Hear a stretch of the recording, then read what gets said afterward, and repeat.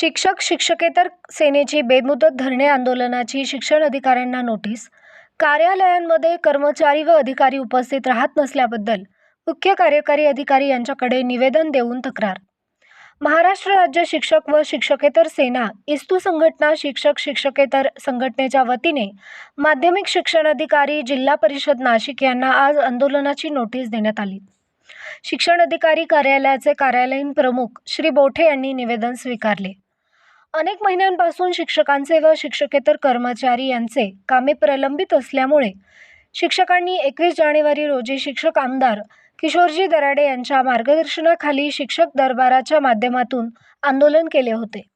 मात्र त्यानंतरही शिक्षण अधिकारी माध्यमिक नाशिक यांनी कोणत्याही प्रकारची कामांची पूर्तता केली नसल्याने शिक्षक व शिक्षकेतर कर्मचाऱ्यांमध्ये असंतोष निर्माण झाला आहे।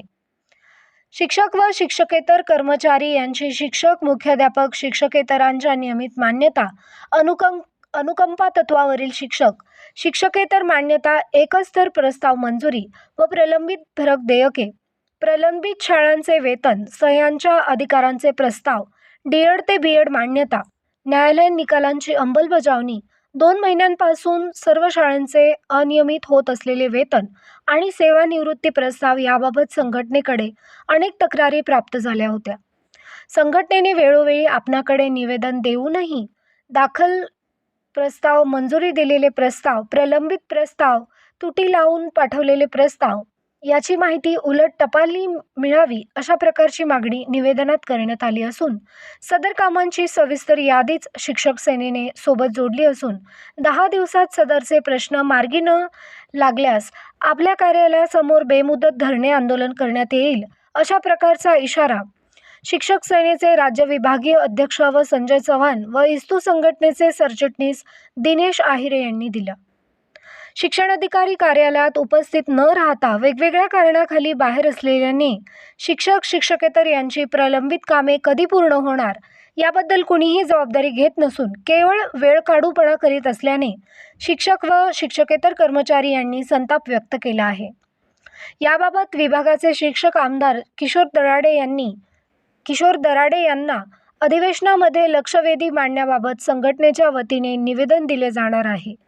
शिक्षण मंत्री दादासाहेब भुसे यांनी लक्ष घालून शिक्षण अधिकारी माध्यमिक यांना प्रलंबित कामाबद्दल समज देऊन वेळेत पूर्ण होतील यासाठी कालबद्ध मुदत द्यावी अशी मागणी केली आहे। महाराष्ट्र 7/12 न्यूजसाठी नाना सांगळे, प्रतिनिधी नाशिक।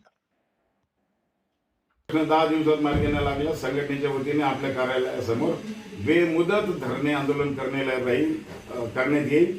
या आंदोलनाची सर्वस्वी जबाबदारी ही आपली राहील। हे तुम्ही आम्हाला आंदोलन करायला भाग पाडताय, आम्ही स्वतःहून करत नाही। त्याच्यानंतर याच्या सगळ्या प्रती आम्ही देतोय।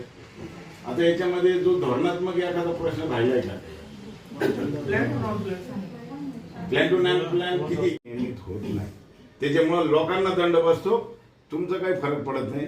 तुमचे बारीक निरीक भिंग काढून घेऊन तपासण्या चालू आहे, त्याच्याशी आम्हाला घेणं नाही। नियमित जे मागचे आले ते तर झाले पाहिजे ना। 7, 8 आपल्या स्तरावर प्रलंबित सेवानिवृत्ती वेतन प्रस्ताव पेन्शनच्या इथं उपस्थित असलेल्या पदाधिकाऱ्याच्या पेन्शनच्या फायली 1 महिन्यापासून इथं पडलेल्या आहे, त्या अजून याची ऑफिसला गेले नाही। इथंच आहे, डिसेंबर पर्यंत झालेलं आहे, एवढेच राहिले म्हणजे जानेवारी आता फेब्रुवारी सुरू आहे, लोक निवृत्त झाले, ते पाटोळे निवृत्त झाले तरी त्यांना पेन्शन नाही।